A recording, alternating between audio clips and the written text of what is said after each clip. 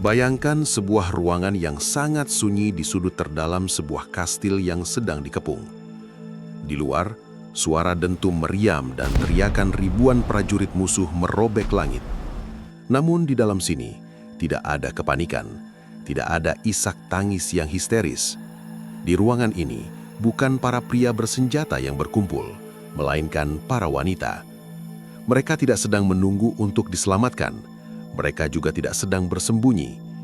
Dengan gerakan yang sangat tenang, hampir seperti sebuah tarian yang lambat, mereka mulai merapikan pakaian mereka.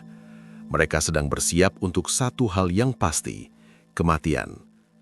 Selama ini, sejarah Jepang selalu mengagungkan seppuku, ritual robek perut para samurai pria untuk menebus rasa malu. Namun ada sebuah tragedi yang jauh lebih sunyi, namun tak kalah memilukan, yang terjadi di balik bayang-bayang maskulinitas pedang katana. Inilah jigai, sebuah cara bagi wanita kasta militer untuk merenggut kembali kendali atas nasib mereka, tepat di saat perlindungan pria tak lagi mampu menahan laju badai di depan gerbang. Ini bukan sekedar tentang mengakhiri hidup, ini adalah tentang sebuah hak terakhir atas tubuh yang menolak untuk ditundukkan.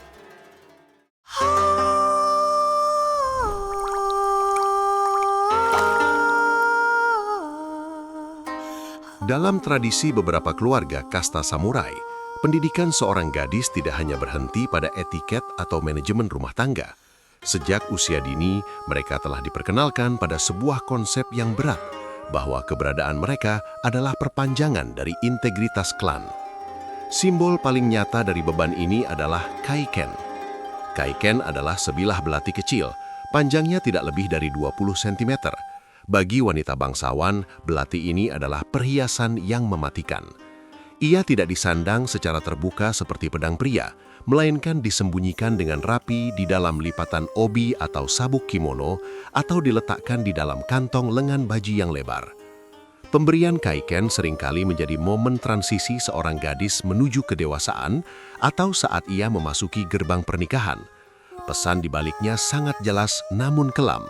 Belati ini adalah pelindungmu saat harga dirimu terancam, dan ia adalah jalan keluar tercepat saat dunia meruntuh. Secara teknis, mereka diajarkan untuk tidak melakukan kesalahan fatal. Jika pria merobek perut dalam proses yang menyiksa dan lambat, wanita dilatih untuk menemukan arteri karotis di leher. Satu irisan presisi, satu sentakan cepat, dan kegelapan akan datang sebelum musuh sempat menyentuh ujung pakaian mereka.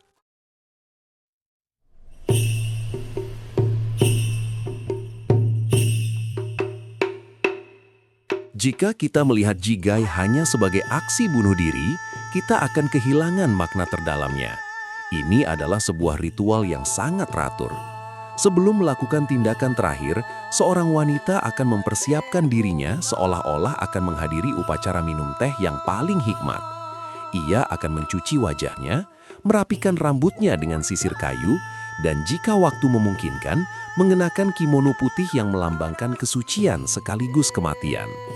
Namun, ada satu detail yang paling mengusik nalar modern kita, penggunaan seutas tali sutra atau kain panjang untuk mengikat kedua pergelangan kaki atau kedua lutut mereka secara rapat. Mengapa dalam detik-detik menjelang ajal, posisi kaki masih menjadi perhatian utama? Disinilah letak disiplin diri yang luar biasa dari wanita samurai.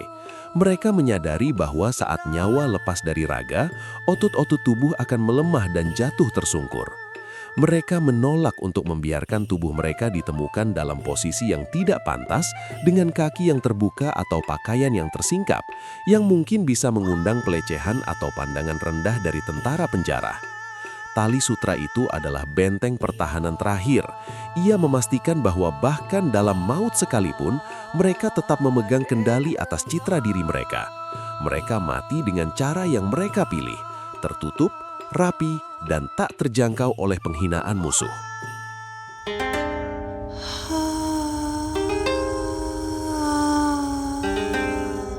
Untuk merasakan kepedihan dari praktik ini, kita harus menengok kembali pada musim gugur tahun 1868 saat Perang Boshin mencapai puncaknya di wilayah Aizu. Kastil Suruga sedang dibombardir oleh meriam modern pasukan kekaisaran. Di dalam salah satu kediaman pejabat tinggi bernama Saigo Tanomo, sebuah pemandangan mengerikan sekaligus menakjubkan sedang berlangsung. Istri Tanomo, Chieko, menyadari bahwa gerbang kastil hampir jebol. Ia tidak melarikan diri ke hutan. Ia mengumpulkan 21 anggota keluarga wanitanya, termasuk putri-putrinya yang masih sangat muda, gadis-gadis yang seharusnya memiliki masa depan panjang di depan mereka. Di dalam ruangan luas yang kini hanya diterangi cahaya redup, mereka melakukan upacara terakhir itu. Hari itu, bukan 1 atau 2 orang yang gugur, namun 22 wanita memilih mati di ruangan yang sama, tanpa teriakan histeris, tanpa perlawanan senjata. Yang terdengar hanyalah suara kain sutra yang diikatkan pada kaki, gumaman doa yang lirih, dan suara napas yang perlahan menghilang saat ujung kaiken bekerja dengan dingin. Ketika pasukan musuh akhirnya mendobrak pintu, mereka tidak menemukan tawanan untuk dipermalukan. Mereka hanya menemukan barisan tubuh yang tertata rapi, seperti bunga yang gugur bersamaan sebelum sempat layu. Bahkan dikabarkan, salah satu putri bungsunya masih bernapas saat prajurit musuh masuk, dan dengan sisa tenaganya, ia meminta sang prajurit untuk membantunya menyelesaikan apa yang telah ia mulai. Sebuah permintaan terakhir dari seorang anak yang dididik untuk menolak dominasi musuh hingga detik terakhir.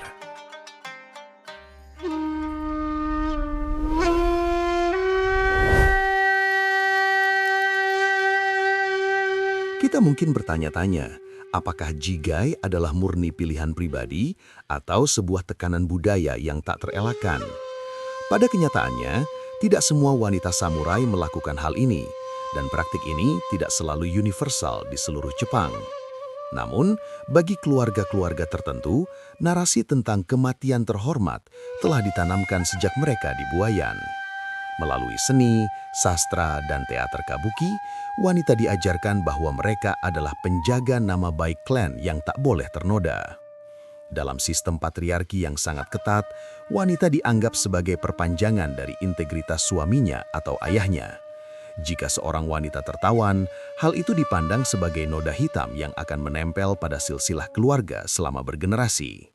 Maka, jigai seringkali menjadi satu-satunya ruang kebebasan yang tersisa bagi mereka. Di dunia di mana mereka tidak memiliki hak politik, tidak memiliki kekuatan fisik untuk bertempur di garis depan, dan tidak memiliki suara dalam menentukan nasib klan, belati kaiken adalah satu-satunya otoritas mereka. Ini adalah bentuk perlawanan pasif yang paling ekstrim. Dengan merenggut nyawa mereka sendiri, mereka secara simbolis merenggut kemenangan musuh. Musuh mungkin memenangkan perang, musuh mungkin membakar kastil, tapi musuh tidak akan pernah bisa memiliki kemenangan atas tubuh para wanita ini.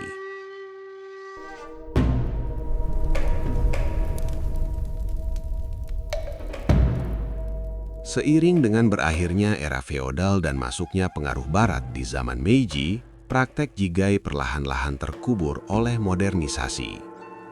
Pemerintah baru mulai melarang ritual bunuh diri demi membangun citra bangsa yang lebih beradab di mata dunia. Belati kaiken kini tersimpan di balik kaca museum, dan tali sutra pengikat kaki hanya menjadi catatan yang asing bagi generasi sekarang. Namun noda darah di lantai kayu Kastil Aizu dan ribuan kastil lainnya tidak pernah benar-benar hilang. Kisah tentang jigai mengingatkan kita bahwa sejarah tidak hanya dibangun oleh mereka yang menghunuskan katana di tengah lapangan, tetapi juga oleh mereka yang menahan kepedihan di ruang-ruang tersembunyi. Kehormatan atau apapun sebutan yang kita berikan pada prinsip yang mereka pegang telah menuntut harga yang sangat mahal dari mereka. Kini saat matahari terbenam di balik reruntuhan kastil-kastil tua di Jepang, mungkin kita bisa merasakan sisa-sisa keteguhan itu.